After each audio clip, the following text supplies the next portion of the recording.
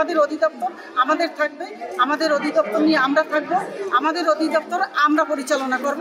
আমরা এটা অবশ্যই আমাদের কাছেই রাখবো এবং আমরা চেষ্টা করব সম্পূর্ণটা আমাদের আওতায় রাখার জন্য। বাংলাদেশে এই নার্সিং অ্যান্ড মিডওয়াইফারি অধিদপ্তর ভেঙে অন্য অধিদপ্তরের সাথে একীভূত করার যে চেষ্টা, আমরা সেটার বিরুদ্ধে। আমাদের অধিদপ্তরকে ভেঙে দিয়ে অন্য একটা দপ্তরে আকারে আমাদের নিয়ে যাওয়া, আমরা সেটা মানি না। স্বাস্থ্যসেবা অধিদপ্তরে নিয়ে যাবে, অধিদপ্তর বিলুপ্ত করে, আমরা এটা মানি না, এটা আমরা মানবো না।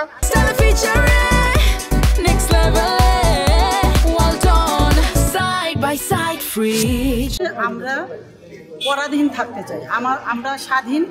আমাদের নার্সিং সেবাটা হচ্ছে নিরপেক্ষ এবং স্বতন্ত্র, এবং এটা কারোর সাথে যায় না। আমাদের যে অধিদপ্তর আছে, আমরা অধিদপ্তরেই থাকতে চাই, আমরা পরাধীন হতে চাই না। আমাদের যে বর্তমানে বিভিন্ন মিডিয়া, বিভিন্ন ইসে যে আমরা শুনতেছি যে আমাদের পরিদপ্তরটাকে চিকিৎসা ও সেবা পরিদপ্তর করবে, এটা আমরা চাই না।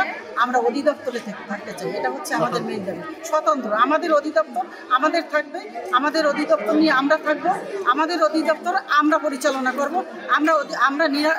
আমরা একদম স্বাধীনভাবে থাকতে চাই, স্বাধীন দেশে স্বাধীনভাবে বাঁচতে চাই, এটা হচ্ছে আমাদের পাওনা। কিছু কুচক্রী আমলা যারা আমাদের বড় বড় পদগুলি দখল দিতে চায়, আমাদের পরিচালকের পদ, উপপরিচালক, সহকারী পরিচালক, আমাদের বিভিন্ন নার্সিং শিক্ষা প্রতিষ্ঠানগুলির যে চেয়ার, তারপরে এই চেয়ারগুলির লোভে তারা আমাদের দপ্তরটাকে, আমাদেরকে যে কমিটি গঠন করা হয়েছিল প্রস্তাবনা কমিটি, সেটাতে তারা আমাদেরকে রাখে নাই।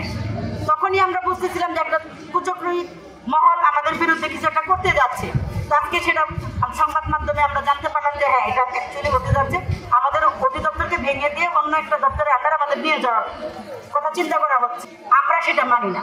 এত বড় একটা দপ্তরকে ভেঙে দিয়ে অন্যজনের আন্ডারে নিয়ে যাবে, এটা আমার মনে হয় না। যে আমি যখন আমার কাজে স্যাটিসফাইড না থাকবো, অবশ্যই আমি স্যাটিসফাইড সেবা দিতে পারবো না।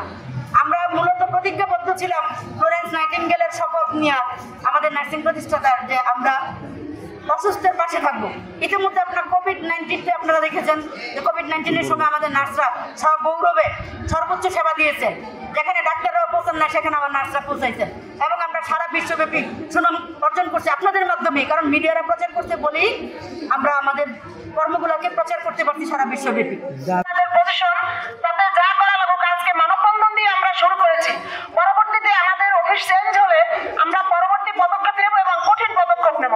একীভূত করার জন্য স্বাস্থ্যসেবা অধিদপ্তরে নিয়ে যাবে, হ্যাঁ, অধিদপ্তর বিলুপ্ত করে, আমরা এটা মানি না, এটা আমরা মানবো না, হ্যাঁ, এটা হতে দেব না।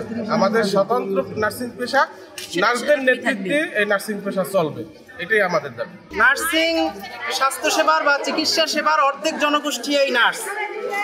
আপনারা জানেন যে বিশ্বব্যাপী এই নার্সরা সবসময় একটা স্বতন্ত্র পেশা হিসেবে প্রতিষ্ঠিত। বাংলাদেশে এই নার্সিং অ্যান্ড মিডওয়াইফারি অধিদপ্তর, এটা আগেও ছিল, বর্তমানেও আছে, এবং এটি যে ভেঙে অন্য অধিদপ্তরের সাথে একীভূত করার যে চেষ্টা, আমরা সেটার বিরুদ্ধে আজকে এই মানববন্ধন।